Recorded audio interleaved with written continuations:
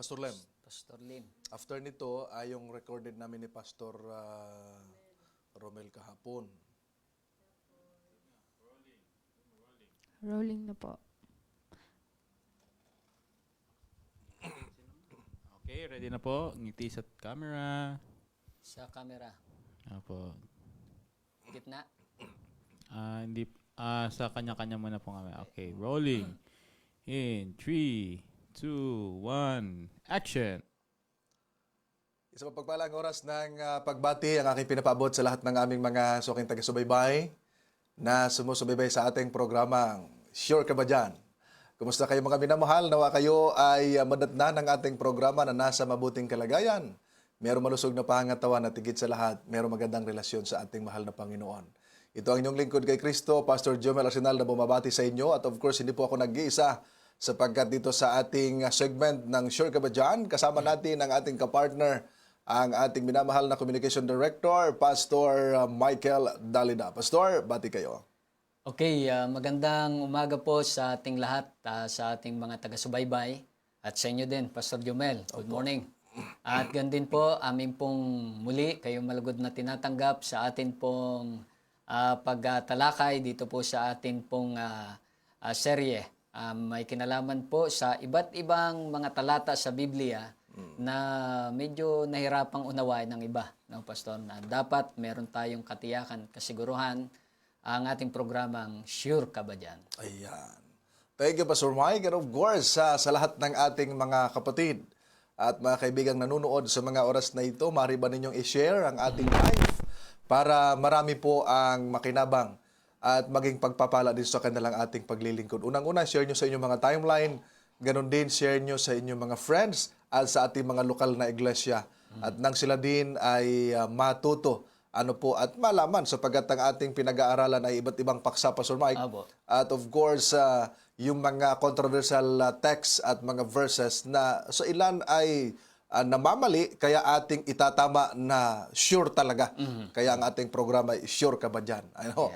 Kaya stipot kayo dyan mga minamahal at subahan ninyo kami sa isang oras ng ating pagtatalakay na napakagandang paksa. Bago tayo magsisimula, ay hilingan natin si Pastor Mike sa ating panalangin. Sige po, tayo po ay manalangin. Mahal na Diyos, yamang ang aming tatalakayin ngayon ay mga espiritual na bagay na nangangailangan ng espiritual na pagkaunawa. Yes, Aming hinihiling, Panginoon, ang banal na espiritu niyo pang sumaamin, magbigay ng kaunawaan sa bawat isa upang sa ganon ito po ay aming hindi lamang maunawaan, kundi magamit namin sa aming spiritual na paglalakbay. Pagpalain po ang inyong banal na salita, pumasok sa mga bukas na puso't isipan ng bawat isa sa pangalan ni Jesus. Amen. Amen and amen. Tayo po ngayon, mga minamahal, ay nasa pang-apat na episode na sapagkat nung unang episode, ating tinalakay ang patungkol sa ating Panginoong Hesus. And then, tinalakay din natin ang kahalagahan ng buong Biblia, hindi lamang bagong tipan. At nung nakaraang episode natin, ay tinalakay naman natin ang patungkol sa propesya, Pastor Yes, Mike. opo. At ngayon, ay napakaganda ng ating pag-aaralan. Ito ay talagang pag napanood ito ng ilang mga kaibigan natin sa kaibayo sa pananampalataya, nag-iigting yung kanilang tainga. Sapagkat ito ay madalas na ginagamit nila, Pastor Mike, na kung saan ay para ipakain daw yung mga karumal-dumal. Ano po? Dahil ang paksa natin ngayong umaga ay alin ang nilinis ng Diyos sa gawa Diyos. Ano po? Sapagkat malimit po ito, mga minamahal, ginagamit ng ating mga kaibayo sa pananampalataya para kanilang patunayan na pwede na raw kainin at nilinis na raw ang baboy. Kung kaya ay ito yung kanilang ginagamit at paulit-ulit na ginagamit yung nasa gawa Diyos, especially nung nasa verse 15, Pastor Mike, sapagkat may binanggit nga naman doon bago natin ipapaliwanag kay Pastor Mike, yung nasa gawa, Kapitulo 10, versikulo 15, at ating ipapaalam kung ano yung context nito. Acts chapter 10, verse 15, ito po ang ating mababasa. Muling dumating sa kanya ang tinig sa ikalawang pagkakataon, ang nilinis ng Diyos ay huwag mong ituring na marumi. Dito po, Pastor Mike, ay may ibinanggit ditong ang nilinis ng Diyos, no? Napakagandang phrase, ay huwag mong ituring na marumi. Ang kausap ng Panginoon, si Apostol Pedro. Opo. Ano po ba ang magandang pagpapaliwanag o ano yung konteksto nito? Bakit ito binanggit ng Panginoon na sinabing ang nilinis ng Diyos ay huwag mong ituring na marumi sapagkat inalok si Apostol Pedro, hindi siya kumain? Go ahead, Pastor Mike. Okay, so ito pong ating pagtalakay. Ating i-connect muna saglit, Pastor Jomel, Yes. bago natin talakayin ng talagang maliwanag. Ating i-connect doon po sa ating pinag-aralan nung nakaraan. Yes. May Opo. kinalaman po sa propesya, may kinalaman sa Biblia, at ating idiniin doon na ang isa pong panuntunan sa pag-aaral ng salita ng Diyos ay let the Scripture interpret Interpret itself. itself. Yan. Huwag po muna tayong maglagay, excuse me, maglagay ng mga kaunawaan, Mga sariling kuro-kuro. mga sarili nating kuro-kuro doon Opo. sa talata, sapagkat hindi po lahat ng mababasa natin sa Biblia literal. Yan. Aha. Oo. So ito po ay ginagamit ng marami, itong gawa Jis, particular yung binanggit mong talata, Opo. para alisin yung pagkakaiba ng malinis at maruming pagkain. Aha. At ayon sa kanila, nilinis na raw sa bagong tipan yung lahat. Ano? Lahat. Walang exempted. Aha. Pero ang problema naman, pag pinakain mo ng ipis, butik, Ayaw naman. Ayaw din. Marumi daw. Oo, marumi. Ayan. Conflict agad. No? Pero kung inyo pong unawain, mga minamahal po namin mga taga-subaybay, ito po mismong mga talatang ito, Pastor Jomel, Opo. ay patunay na maging sa panahon ng bagong tipan, umiiral po yung pagkakaiba sa pagitan ng malinis At at ng marumi. marumi, yes. Malinaw po yan sa reaksyon ni Pedro. And by the way, ito pong kasaysayang ito'y malaon na pong namatay ang ating Panginoong Jesucristo. Opo. Kasi sabi nila, nung namatay ang ating Panginoon, edi nilinis na. O kaya nung nagumpisa yung bagong tipan, ay bago na yung kalakaran. Ano po? Pero actually po yung distinction sa pagitan ng marumi at malinis, Pastor Jomel, Opo. universal to eh. Hindi naman sa Israelites lang ito. Yes. Ang tao pa lang nung panahon na yon, sa panahon na ang tao sa mundo ay sumama, ano po, at ito ang isa sa concern dahilan ng pagsama, yung pagkain ng walang pili, no? Diyan inilagay ng malinaw. Actually, ito'y pagpapaalala lang kahit kay Noe na merong malinis at merong marumi na pagkain. So, tingnan natin yung konteksto. Merong background itong Gawa Kapitulo 10. Ang una po, alam natin na merong distinction, Pastor Jomel. Opo. Ang mga tao noon ayon sa pananaw ng isang Hudyo. And si Peter po, atin naman ang alam, talagang Hudyo ito. Isang Hudyo, yes. Oo, lehitimong Hudyo po ito si Pedro. At ang kanilang pananaw, lahat ng hindi Hudyo, ay hindi ka dapat makisalamuha. Yan. Ang turing po nila dyan ay pangkaraniwan, marumi. Marumi. O di kay makasalanan. Makasalanan. Yan. Kagaya ng mga Samaritana, di ba? Ayaw nila makisalamuhan. yung mga taga-Samaria. Na maalala natin yung kwento ni Jesus. Opo. Na siya nakikipag-usap doon sa babaeng Samaritana. Talagang Ilag yung mga alagad. nagulat sila. Ba't ganito? And by the way, si Pedro po ay may kasaysayan dyan later. Yan. At marahil ay ito'y nakita na ng ating Panginoon kung bakit siya special na binigyan ng babala. Makikita po natin yan sa Galatia, Kapitulo 2, 11 hanggang 14. Tingnan po natin ito. Sige. Kasi ang background nito, Pastor Jomel, meron pong, ang tawag dyan, by the way, nung una, ay yung mga tuli, okay? At yung kabila naman, sa ating term, yung mga supot. O di tuli. Di tuloy. Oo. So, kung inyong babasahin sa medyo taas nitong Galatia 2, sinasabi ni Pablo na siya ay itinalaga ng Diyos na apostol sa mga Hintil. hindi tuli o sa mga hintil. tinatawag. Okay, hintil po ang tawag. At si Pedro naman itinalaga sa mga pagtutuli. Pero nagkaroon ng pagkakataon na si Pedro ay nanyayahang makipag-meet doon sa mga hindi tuli. Yun. So ito yung sabi. Ating basahin, Pastor Jomel. Galatia 2:11. Ngunit nang dumating si Cephas, ito yung si iba Pedro. iba pang pangalan ni Pedro. Cephas pa. Sa Antioquia, sumalungat ako sa kanya ng mukhaan. Ba, harapan ha? Harapan, oo. Sapagkat siya'y nahatulang nagkasala. Bakit kaya ganito ang nasabi? Talatang 12. Verse 12 po. Sunod na Go talata. ahead. Ayan, na-stuck na. Bago dumating ang ilan mula kay Santiago, dati siyang nakikisalo sa mga hintil. Ito yung binanggit natin kanina. Ngunit nang sila'y dumating, siya'y umurong at humiwalay dahil natakot sa pangkat ng pagtutuli o yung grupo ng mga tuli. O yung galing sa Jerusalem. Yes, sapagkat sa Antioquia sila nagkita. At ang ibang mga Hudyo ay nakisama sa kanya sa ganitong pagkukunwari. Kaya't maging si Bernabe ay natangay ng kanilang pagkukunwari. Talatang 14.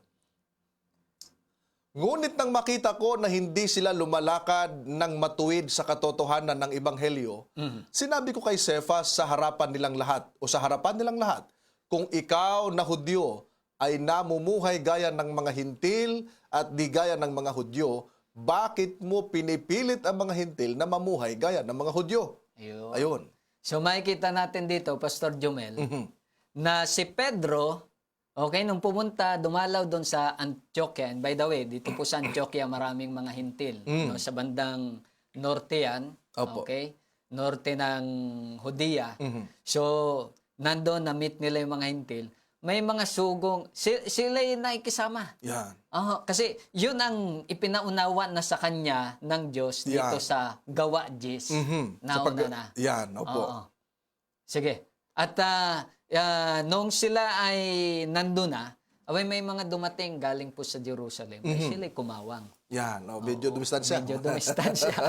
At baka pero sabi dito ni Pablo, si Pedro ay nagkasala. Unang-una mga kapatid, itong pangitain na ito, So, ito hindi po literal, mismo. hindi literal yan, ha? Hindi literal. Ito mismo, kaya doon mismo sa pangitain na si Pedro mismo nakita, siya ay nagkasala na talaga doon.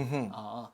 So, tingnan naman natin yung konteksto ng Gawa, Kapitulo 10. Opo. At bago nagkaroon yon na tinatawag natin na pangitain, si Apostol Pedro, sapagkat yung pangitain na yon ay merong pinatutungkulan, Meron. may kahulugan, ay bago mangyari yun, meron munang nangyari ng una.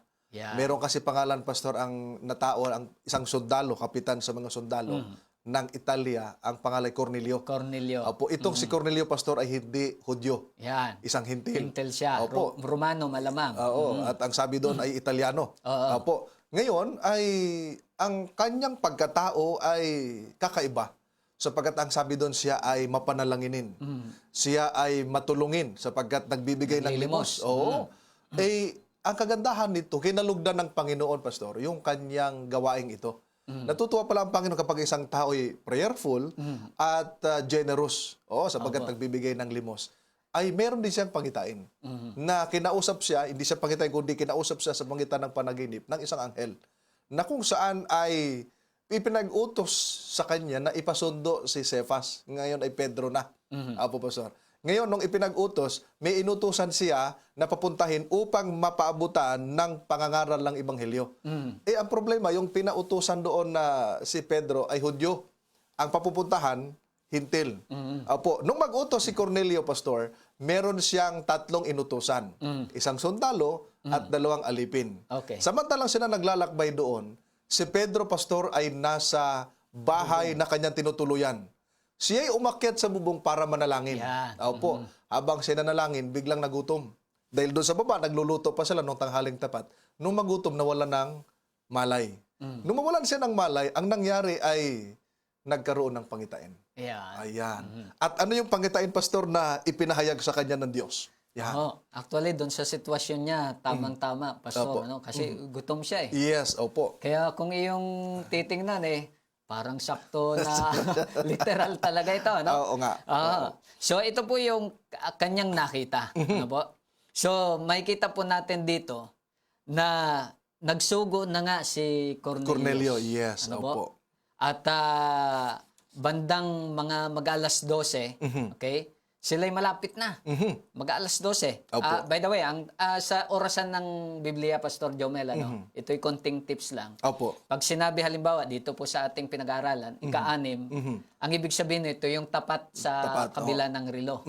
Pag sinabing ika-siyam, ang ibig sabihin yung katapat dito, alas 3. Yan, oo. So, ay ka-6 na oras, ibig sabihin alas 12, tanghaling-tanghali po mga kapatid. Ay, Yes. anong gutom po nito? So, umakyat si Pedro sa itaas para manalangin. Yan. And you know, Pastor, kapag ka nasa itaas ka, iyong tiningnan ng paligid, hindi lang physical hunger ang mararamdaman mo. Lalo't ang iyong puso ay misyonero, Correct. merong masigasig. Itong lugar ng Joppa, marami dito mga kababayan si Pedro. Gusto rin niya na ipakilala si Kristo dito. So, Yan. ito hindi lang basta physical na pagkagutom. Meron ding mararamdaman ng tao na siya'y nananalangin at malamang ang isa sa kanyang panalangin ay tungkol sa pag-share. Ano ba? Yan. Sabi dito, siya'y nagutom at nais niyang kumain. Of course, pagka gutom ka, maghahanap ka ng pagkain. Yung pagkain. Ang problema ay niluluto pa. Ayun, hindi pa luto eh. Hindi pa luto. Ongoing pa yung Ongoing. pagluluto. Yan. At ang sabi dito, siya'y nawalan ng Malay. Yan. Oho. Nawala siya sa kamalayan. Yes, Kumbaga, ang isipan kasi, dapat kontrolado mo. Pero pag nawalan ka ng malay, wala ka ng control doon sa iyong iniisip. Yes, opo.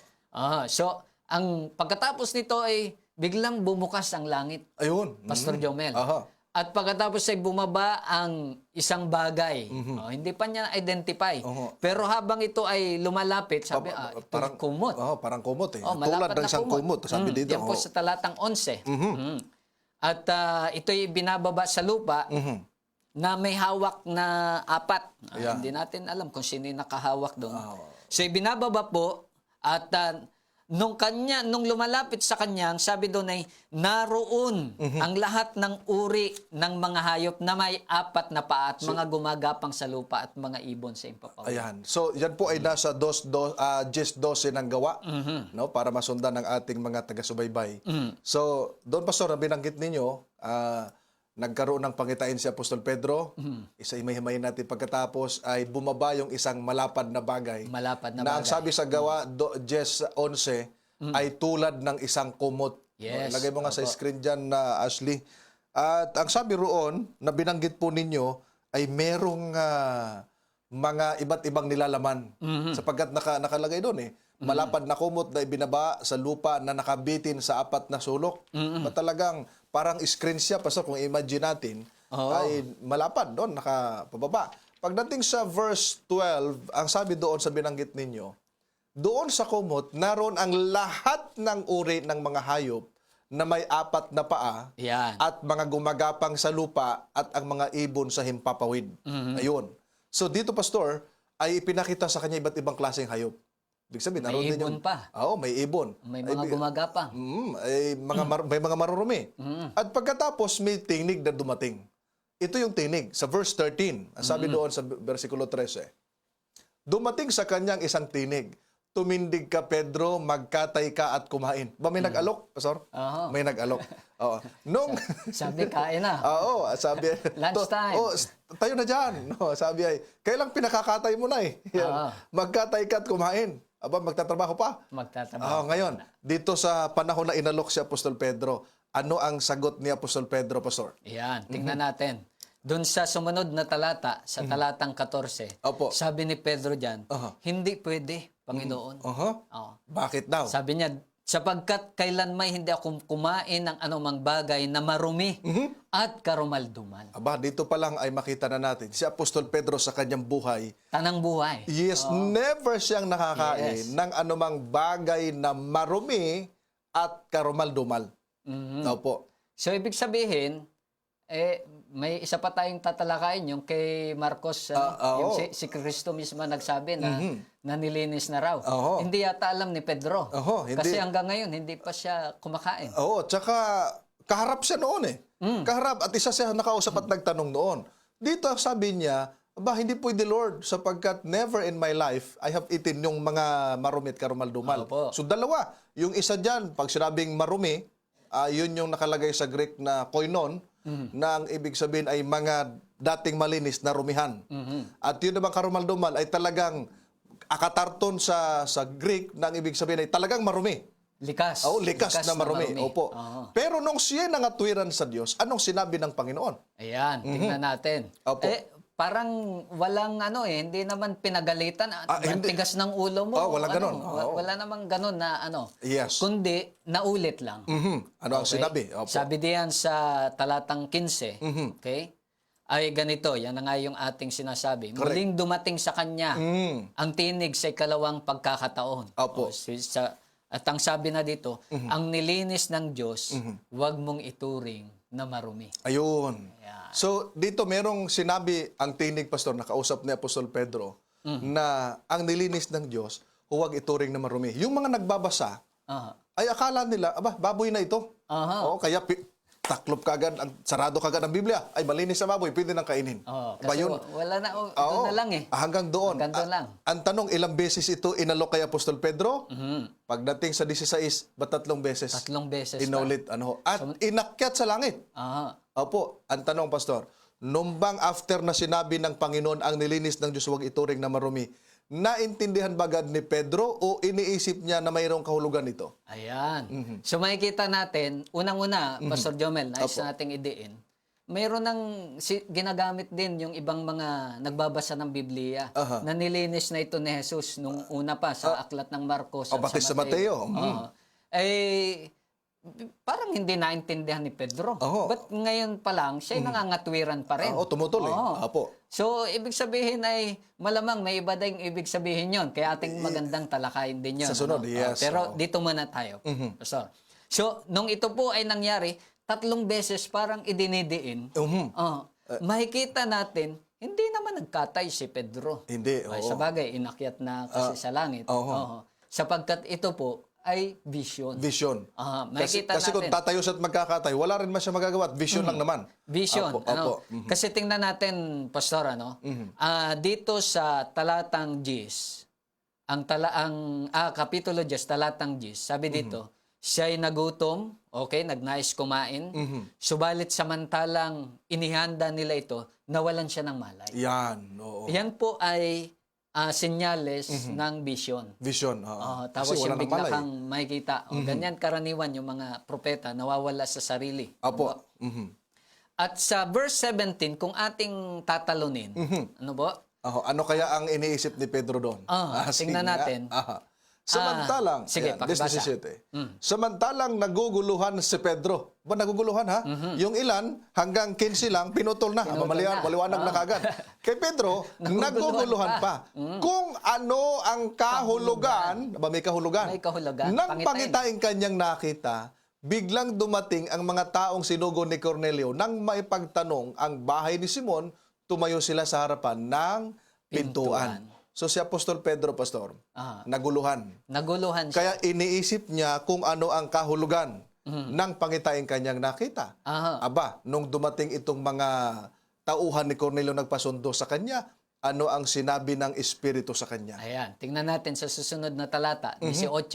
Okay. Sabi ng banal na Espiritu, sa 18, tumatawag sila upang magtanong kung si Simon na tinatawag na Pedro Ay nanuluyan naroon. Opo. Then sa 19, tingnan natin yung verse 19. Samantalang iniisip ni Pedro. Ba talagang iniisip Iniisip niya? pa. Yung ilan, hindi na nag-iisip. May conclusion na agad yung iba. Conclusion, hindi na pinag-iisipan. Samantalang iniisip ni Pedro ang tungkol sa pangitain. Pangitain na naman. Pangitain talagang Inulit na naman idinidiin yung ng salitang manunulat pangitain. na si Lucas. Sinabi sa kanya ng Espiritu, tingnan mo, may 3 taong naghahanap sa iyo. Teka, Pastor. Ilang beses nga inalok kay Pedro yung pagkain? 3 beses. Ilang tao ngayon naghahanap kay Pedro? 3 din. 3 din. Mayroong pahiwatig yan. May pahiwatig. Opo. Dahil sa naunawaan ito, ano ang pasya ng Espiritu kay Pedro? Nakita natin dito, Pastor, nung dumating yung mga tao, yung banal na Espiritu ay ikinokonek Yeah. yung vision dito sa mga taong dumating. Correct. Oo. Sabi niya, tingnan mo, may 3 taong naghahanap Naghahanap sa sa iyo. iyo. And by the way, itong mga tao na ito, kung walang babala si Pedro, malamang hindi niya labasin. Kasi unang-una, ito'y mga hintil. Hintil, oo. Hindi niya makakausapin yun. Oh, sabi, sino ba yung mga marurumi na yan? Di ba? Oo, mga ano yan. mga common. Yung pa yung ibang salita, ng salitang koine, mga pangkaraniwan. Oo. So, ibig sabihin, hindi sila kasama doon sa tinatawag na special na lahi. Yes, oo. Mga pag-aaring sarili ng Diyos. So, yun yung distinction na Distinction. na Ngayon, nung kay Pedro. Opo, nung ipinahayag ng Espiritu na may taong naghahanap sa iyo, anong sinabi ng Espiritu kay Pedro? Tuloy natin sa verse Sige 20. po. Sabi dito, tumindig ka, bumaba ka, at sumama sa kanila na walang pag-aatubili sapagkat sila'y aking sinugo. Ba napakaliwanag? Alam ng banal na espiritu na mag-atubili si Yes, oo. Sino ba namang di mag-aalangan ba't naman inutos ito sa akin ito'y ano eh. kahit nga nung alam na niya, Pastor, di ba, yung ating talata sa Galacia, alam na ni Pedro, kawang talaga siya Yes, oo. Dahil ayaw niya ng gulo. Oo. Pero makita natin dito, mga gili ko mga taga-subaybay, sumama ba si Apostol Pedro? Sumama. Sumama. At alam nyo, Pastor, habang sila naglalakbay, sumama si Apostol Pedro doon papunta doon sa lugar ni Cornelio. Ay, ito namang si Cornelio, may something na ginagawa. Matindi. Alam niyo kung anong ginagawa niya, mga minamahal? Yung kanyang mga malalapit na kaibigan at mga kamag-anak, tinipon. Parang share. Oo, tinipon niya dahil gusto niya na makinig ng salita ng Diyos. Ano po, dahil ang pinaiimbitahan, missionary. Missionary. Oo. Alam niyo, Mangangaral. magandang attitude, Pastor, yung pagka may pastor na inimbitahan. May mga yung nag-imbita, merong inimbitahan din ng mga makikinig. Naalala ko tuloy doon sa San Isidro, nung kami mag-Bible study. Yung isang viewer natin sa Salita ng Buhay, nung sabi ko mag-Bible study doon, nag-invite ng mga kamag-anak, ng mga ka-churchmate, ng mga kapitbahay, in-invite niya para makinig ng salita ng Diyos. Dapat ganun ang attitude pala, dapat tulad ni Cornelio. And by the way, Pastor, Apo. pati itong mga inimbitahan ni Cornelio, Yes. ito ay mga hintil din. Correct. Kaya Oo. sobrang dami nito. Madami. Puro mga hintil at mga hindi tuli. Tama, oo. Sabi niya sa verse 24. Ilagay natin sa verse Sige, 24. verse 24. Para tuloy-tuloy tayo. Nang sumunod na araw ay dumating sila sa Cesarea. So taga doon si Cornelio. Pero Sila hinihintay ni Cornelio at tinipon ang kanyang mga kamag-anak at ang kanyang malalapit na kaibigan. And then, nung dumating na si Apostol Pedro, ito na ang nangyari, mga minamahal. Verse 25, pagpasok ni Pedro, sinalubong siya ni Cornelio at nagpatira pa sa kanyang paanan. At siya'y sinamba. matindi. Grabe yung attitude ng mga hintil. Pati si Apostol Pedro sinamba. At kung meron pa sigurong ibang apostol, lahat Nakasama, yun, sasambahin. Pero yung anghel, sinamba din Hindi nagpasamba. hindi Si Apostol Pedro ba nagpasamba? Hindi rin. Hindi. Tingnan natin kung sunod na talata. 26. Sabi dito, ngunit pinatayo siya ni Pedro na sinasabi, tumayo ka, ako man ay tao rin. Nagtataka ako pa kayo, Pastor Kasi si Apostol Pedro nung buhay pa, ayaw magpasamba. Pero nung siya ay patay na, ginawa ng rebulto, yun ang sinamba. Dahil hindi makatanggi. Hindi makatanggi doon sa ginawa na yon. Ngayon, Pastor, dahil nakita na natin yung kanilang pagsang-usapan, at nasumpungan ni Apostol Pedro, yung sinabi ng Diyos kay Pedro sa verse 15 kanina, ay sinabi doon, ang nilinis ng Diyos ay huwag ituring na marumi. Ano ang ibig sabihin? May sagot na ba ito, Pastor? Doon sa binasa natin? Wala. Doon sa ating mga binasa. Opo, meron ba itong kasagutan na itong gawa 10, yung nasa 15, anong sagot dito ng Apostol Pedro nung maunawaan niya yung kanyang pangitain? Ayun. Opo. Ayan. Okay, Pastor. tingnan natin yung kanyang mga sinabi dito. Ano po? So, nung siya ay dumating at siya'y sinamba ni Cornelio, so pinatayo niya, no? Ang sabi niya ay ganito, talon tayo sa talatang 28. Ayun, 28. Ang wika riyan. Sinabi niya sa kanila, si Pedro nagsasalita rito, nalalaman ninyo na hindi ipinahihintulot sa isang Hudyo na makisama o lumapit sa isang banyaga. Ngunit ipinakita sa akin ng Diyos na huwag kong tawagin ang isang tao na marumi o karumal-dumal. Sa tanong, Pastor, kanina, bago mo ipaliwanag yan, sa tanong ng ating paksa ngayon, alin ang nilinis ng Diyos sa gawa 10? Sa verse 15, walang binanggit. Wala. Ang sinabi lang doon, ang nilinis ng Diyos, huwag mong ituring na marumi. Pagdating kay Apostol Pedro nung maunawaan niya, binanggit niya na, Pastor. Go ahead, Pastor. Yeah. Kasi itong mga, simula doon sa babala sa kanya ng banal na espiritu, ito yung nagpapaunawa sa kanya. Kaya dito po yung napakalinaw Opo. na yung konteksto at yung talata at saka yung mga nangyari pa sa sunod. By the way, ang konteksto po ng isang talata, babasahin niyo po yung nauna at babasahin niyo rin po yung Yan, sumunod. yung sinundan. Oo. Opo. So dito po'y malinaw na ang tinutukoy po na nilinis ayon kay Pedro at sa kanyang naunawaan sa kanyang pangitain. Sapagkat ito'y pangitain, Pastor, hindi po mga hayop.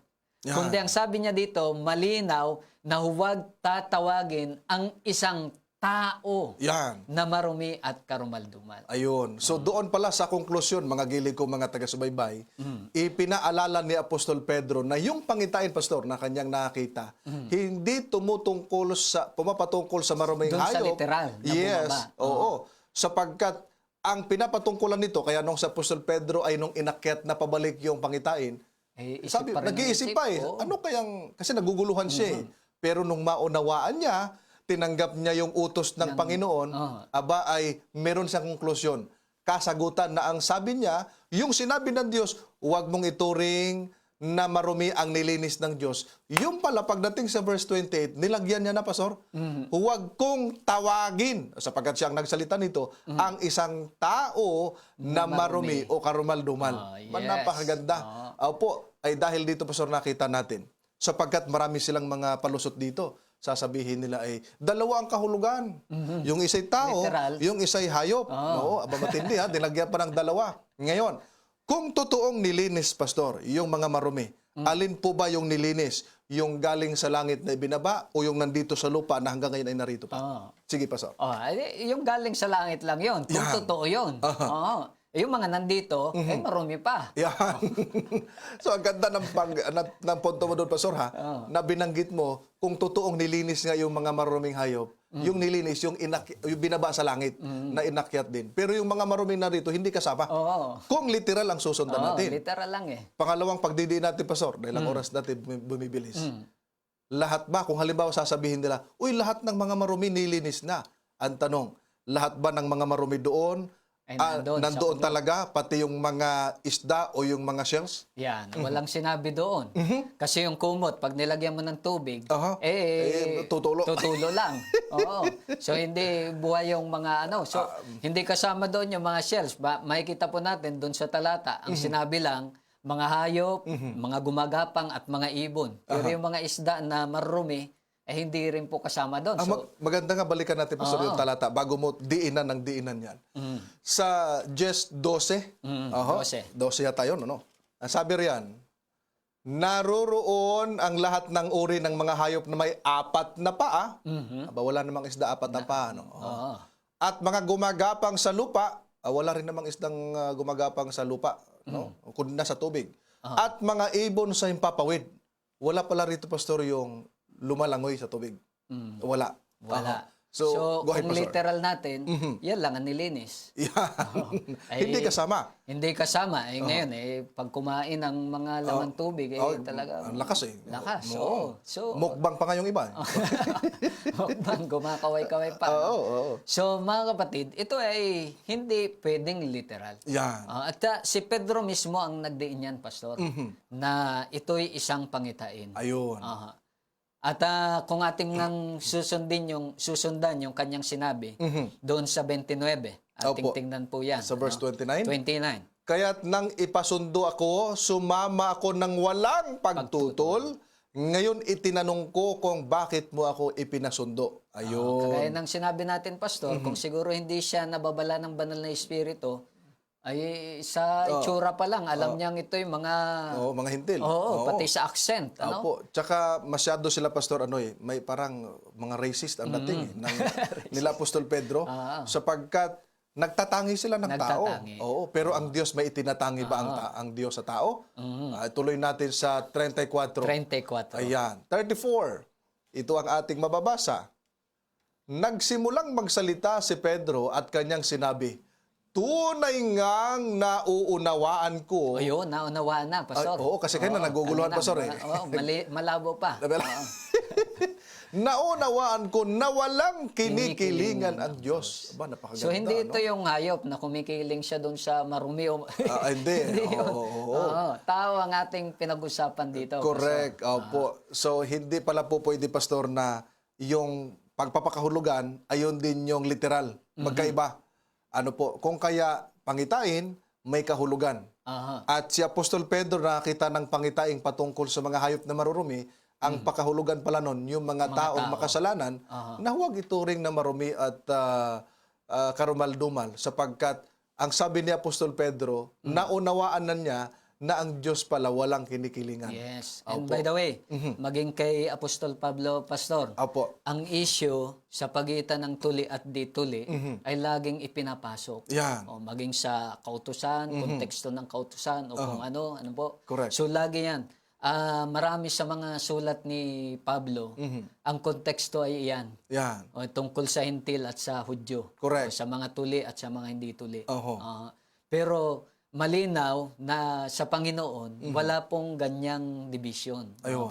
At kung titingnan natin yung verse 35, universal yan. Yan. Oo. Sabi diyan, Pastor. Kundi sa bawat bansa, ang sino mang may takot sa Kanya at gumagawa ng matuwid at kalugod-lugod sa Kanya, ay kalugod-lugod. Yes, Opo. opo. So, napakaliwanag, Pastor, na pinaalala sa atin, ang sino man lumalapit pala sa Diyos na may takot sa Kanya, hindi niya itatakwil. Ano man ang lahi mo, hintil ka man, sapagkat naalala ko, yung bakit ganun ang turing ng mga Hudyo sa mga hintil, dahil ang kaligtasan galing sa Hudyo. Sa Hudyo. Oo, kung kaya ganun na lamang. At ang mga aral, sabi sa Roma 3, ay ipinagkatiwala sa kanila. Sa mga Hudyo. O masyado silang Possessive. doon sa kanilang kapwa. Pero ipinaalala sa atin sa Gawa Kapitulo 15, versikulo 9, merong ganitong binabanggit eh. Sige, Oo. ano natin Lagay yan. mo nga sa screen. 15:9 ng Gawa. Opo. Ang sabi riyan, na tayo'y hindi niya itinangi sa kanila, kundi nilinis ang kanilang mga puso sa pamamagitan ng pananampalataya. Kaya yung pinahayag ni Apostol Pedro kayo na ang Diyos walang kinikilingan, hindi tayo itinatangi sa iba, mga minamahal. Kaya pagdating kay Kristo, walang hintil, walang Grego, walang Hudyo, walang babae, walang lalaki, walang alipin, walang malaya, iisa kay Kristo. Yes. At sabi diyan, nilinis ng Panginoon ang kalang Ang puso. mga puso. Sa Basta't pamamagitan ng ikaw ay pananampalataya. sumampalataya. Correct. Oo. Nalilinis. So yung distinction na sinasabi nilang, ito marurumi yan, mga makasalanan yan, kami lang ang maliligtas. Yan. Wala na po yun sa pamagitan ng ating Panginoong Hesus Opo. So, sa tao, pero pagdating po sa batas pangkalusugan, Pastor, Pangkalusugan, andyan yun. yung maruruming hayop, marumi Marumi pa rin yun. yan. Oo. Hanggang dumating ang Panginoong Hesukristo. Marumi pa rin yan. May sinasabi diyan yung Isayas na Oo. na Pulbos. Sunog Sunog sa pagdating ng Panginoon, hanggang pagdating po ng Panginoon, marumi pa rin yan. Tupok pa rin po kapag hindi po tayo kumalas Ayan. sa ganyang karumihan. Actually, nung isang araw, Pastor, may nag-comment ang sabi sa akin. Nagtanong hanggang kailan mo ba ituturo at ipangangaral na ipakain na ang baboy at mangili na ng linggo at aanib ako sa inyo? Matindi yung kanyang hamon. Ang sabi ko, ipapakain ko ba ang baboy para kayo sunugin ng Panginoon? Aba, hindi ako mabuting mangangaral. Masama mangangaral pagka ganon. Ay dahil yung binanggit niyo, Pastor, susunugin Pagkatapos, tuturuan mo ba ang tao? Sige, kumain kayo riyan para kayo masunog. Aba, sablay. Sablay. Oo. Dahil, nakita natin mga minamahal, yung Diyos na kung saan naglikha sa tao, alam niya kung alin nararapat sa tao. At sa bawat pagbuklat natin ng Biblia, hindi kaagad literal ang ating pagkaunawa, Pastor. Hayaan natin na yung Biblia ang Yan. magpaliwanag. At I think sa ating pag-aaral na ito, Pastor, na ipakita natin sa ating mga taga-subaybay na Biblia ang nagbigay ng talata, malabo maging kay Pedro, at Biblia din po ang nagbigay ng kahulugan Na kung ano yung nilinis. ayun, at nilinaw. Nilinaw eh. Nung binanggit ng Panginoon kay Pedro, ang nilinis ng Diyos. Wala kasi binanggit doon na nilinis na ng Diyos ang baboy. Wala eh. Ang nilinis ng Diyos, huwag mong ituring na marumi. Aba, nung maunawaan ni Apostol Pedro, tao pala. Dahil pagdating sa verse 28, he has a conclusion na ang sino mang tao. Walang binanggit doon na ang sino mang baboy. O alinmang baboy, huwag kong tawaging marumi. Walang ganon. Wala. Tsaka napakababa ng kalagayan na sabihin nila ang kamatayan ni Kristo ang naglinis. Aba, para bang si Kristo'y naparito sa lupa para linisin ang baboy. At tsaka, Pastor, kung ang baboy malinis na sa ating panahon, ay ano ba nagpaparumi sa baboy? Anong palatandaan bakit siya marumi? Dahil siya'y hindi ngumunguya. Eh, ngumunguya na ba ang baboy ngayon? Hindi Ba, pa rin. hindi pa. Oo. At pagka nagkasakit nga, Pastor, yan ang unang sasabihin. Na huwag kainin eh. Huwag kainin. Oo. May mga tao na mas masunurin sa doktor Kaysa Diyos. kaysa sa Panginoon. Correct. Kung kailang may sakit Yun na. ang malungkot, Pastor. Oo, sapagkat naalala ko tuloy yung aming kamag-anakan. Ba, malakas kumain ng humba. Alam mo yung humba? Malakas kumain ng mga alimango. Aba, ng sugpo, etc. Aba, nung pinagbawalan ng doktor ay, upo, dok. Pero nung aking pinayuhan, huwag ka maniwala dyan. Sabi ganon. Pero sa doktor, abay, upo, dok. Anong pinagbawal ng doktor? Huwag kumain ng baboy. Huwag kumain ng humba, ng alimango. Kasi nag-iibang kulay nun eh. Ang nangyari, mas naniniwala sa doktor kasi sinasabi ng Biblia, eh ang doktor hindi naman Adventista. Pero alam nilang ito ay masama. At ayon sa pag-aaral, isa sa pinakamaruming hayop ay ang baboy. Yes. Pastor. Meron niyang bulate na kahit pakuluan mo, eh talagang hindi Namamatay. Naalala ko, napanood ko kahapon sa isang vlog ng isang doktor. Hindi siya Adventist. Ang sabi niya, iginagalang natin ang iba't ibang relihiyon. Pero pagdating sa pangkalusugan, ang baboy ay hindi nararapat kainin. Yes. Sapagkat meron siyang nabasa ako doon na sabi niya ay merong itong uod na kahit anong luto mo hindi namamatay. Ba, akala ko yung doktor ay Adventist, hindi pala. Pero ipinaunawa niya, ba, tama palang Adventist. Yes. Tama pala tayo sapagkat tama ang Biblia na ating sinusunod sapagkat yung doktor nga na hindi naman Adventista at hindi naman siya sumusunod sa Biblia pero alam niya marumi, Pastor. Apo. At hindi lang yan ng dahilan ay pangkalusugan. Correct. Kasi sabi nga ng Panginoon, ang ating kasing katawan, templo ng banal na Espiritu. Ba, maganda yung punto mo, Pastor, ha? Templo ng presensya ng ating Panginoong Yesus. Apo. So, wag nating lagyan ng basura Correct. yung ating dahil- at by the way, Pastor, pag pinag-usapan natin yung pagiging templo ng ating katawan, hindi lang yan tungkol sa pagkain na marumi at Correct. malinis. Oo. Maging doon sa mga sinasabi nating pagkain, pinapatalasta sa TV, hindi po yan lahat malinis at malusog para sa Correct. templo. Pati sa iniinom. No? Ang ibinigay sa atin ng Diyos na inumin ay clear. Clear. Pero nilagyan natin ng mga color. Timlayan, Nilagyan ng color, nilagyan ng mga chemicals, kung ano-ano. Tapos tinatawag mga agua de pataranta, yung mga impiraning, kung ano-ano mga... di pagka nasira yung katawan. Taranta talaga. Pagkakalan. At na kahapon, meron akong kausap, Apo. meron siyang kaibigan na pastor. Ayan. Oo. Nung kanyang pinaunawa ito at sabi niya, anong masasabi mo dito, pastor? Abay, napaisip din nga yung pastor. Oo. At ang sabi niya, alam mo, brother, iniisip ko talaga literal yan. Meron palang kahulugan yan. Ayun. So I hope, Pastor Jomel, sa mga nakikinig natin na dati sa kanila, ito'y parang ganun ang interpretasyon na nilinis na ng Diyos ang marumi at ang mga maruming hayop. Ay nagkaroon kayo ng kaunawaan Yan. na hindi po literal. Ito pong Gawa, Kapitulo 10. Ayun. Ito po yung isang pangitain. At ang pangitain, meron ding talagang literal. Kagaya yung nakita ni Cornelio, pangitain din yun eh. Nakikita siya ng pangitain ng isang anghel. Anghel talaga yun. Anghel, oo. Pero meron din pong bagay na symbolical. At marami nga po ay symbolical. Kagaya ng ating napag-aralan sa nakaraan. Correct. Sapagkat ang sabi doon nung tinanong niya sa kanyang panalangin, ay ipinaalala dito na siya'y magsugo. Kasi nung nagpakita ang anghel sa kanya, merong purpose. Yes. Na natutuwa ang Diyos sa kanya, sa kanyang gawain, kaya mag-utos ka. Kasi kulang sila sa kaalaman pagdating sa mga aral pagtungkol sa kautusan ng Diyos. Ay dahil sa kulang sila sa kaalaman, ay nandun na sa kanya yung pagiging mabuting tao. Nandun na sa kanya yung pagiging niyang mapanalanginin, prayerful, kahit hindi Hudyo, nandun na sa kanya pagiging matulungin. Ang kulang na lang yung pagkilala sa Panginoong Hesus. Yes. Sa Ano kanyang po? mga aral. Yes. Oo. Kaya ang kagandahan kay Cornelio, tumugon agad siya. At yung pagtugon niya, hindi lamang para sa kanya, sa kanyang pamilya, kundi sa kanyang mga kamag-anakan at maging sa malalapit niyang kaibigan.